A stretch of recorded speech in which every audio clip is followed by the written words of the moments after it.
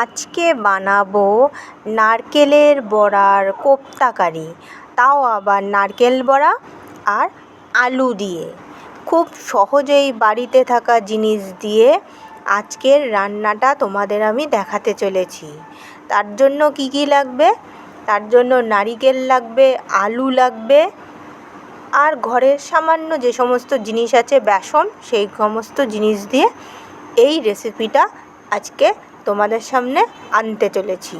তো প্রথমেই নিয়ে নিয়েছি বেসন, নারকেল কোড়া, নুন আর একটু শুকনো লঙ্কার গুঁড়ো দিয়ে ভালো করে একটুখানি মিক্সিং করে নেব।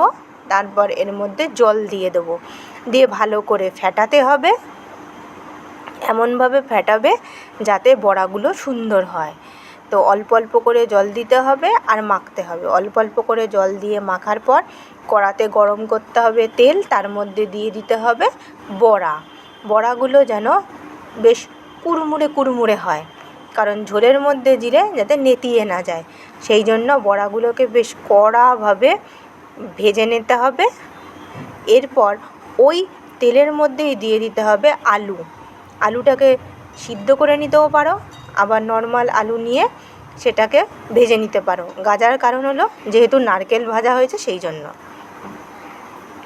এরপর এর মধ্যে দিয়ে দেবো বাদাম, ছোলার ডাল আর কারি পাতা আর বিউলির ডাল, এটা হলো ফোড়ন। তো ভালো করে দেওয়ার পর এর মধ্যে দিয়ে দেবো পেঁয়াজ কুচি। পেঁয়াজ কুচি দিয়ে আবার ভালো করে একটু ভেজে নেব।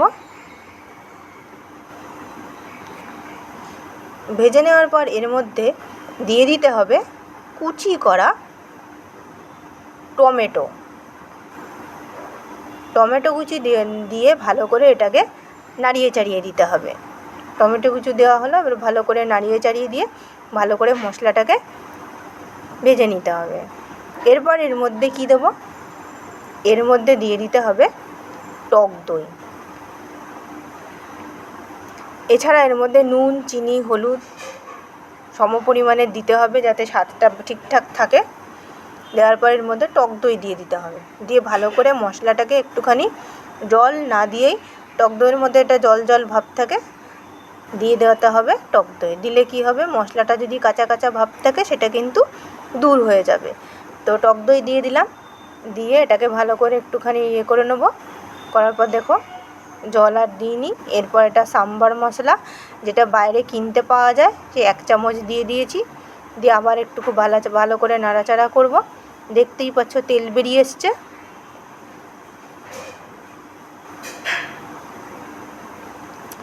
তেল বেরোনোর সাথে সাথে এর মধ্যে দিয়ে দিতে হবে ভেজে রাখা আলুগুলো। আলুগুলোকে আবার মশলার মধ্যে ভালো করে সুন্দর করে মাখিয়ে নিতে হবে যাতে আলুর মধ্যে মশলাগুলো গায়ে লেগে যায়।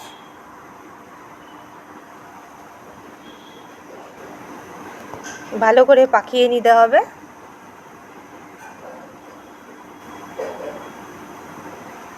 এরপর কিন্তু দিয়ে দিতে হবে জল।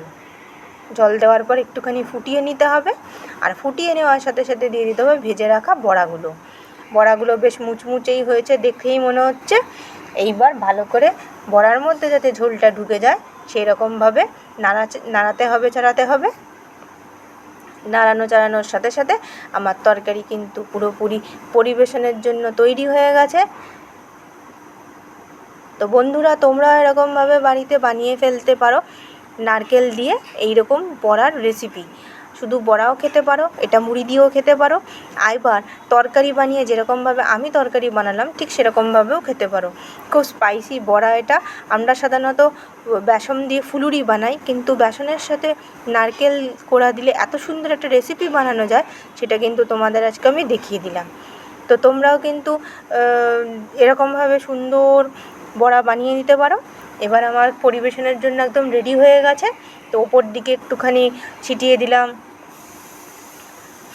ধনেপাতা।